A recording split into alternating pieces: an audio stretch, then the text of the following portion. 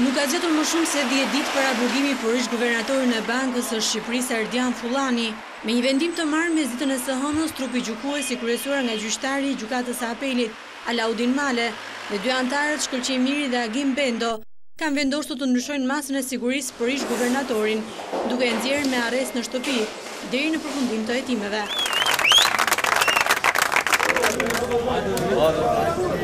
Por ky trup gjykues nuk veproi në të njëjtën mënyrë për ish kryeinspektorin Elivar Golemi, e cila ashtu si ish shefi i saj, kërkoi ndryshimin e masës së sigurisë, edhe pse përdori të njëjtat argumente. Golemi mbeti në burg pa afat. Nuk dihet ende se cilat ishin arsyet që e çuan ndryshimin e masës së sigurisë për Fullanin, ndërkohë që prokuroria depozitoi si prova të tjera kundër tij dhe deklarimet e anëtarëve të tjerë të Këshillit Mbikëqyrës. Gjatë seancës së masës, avokati i mbrojtësit i Fullanit pretendoi se prokuroria nuk ka vërtetuar asnjë përgjegjësi penale për ish-guvernatorin, duke ngatëruar sipas tij me përgjegjësitë administrative.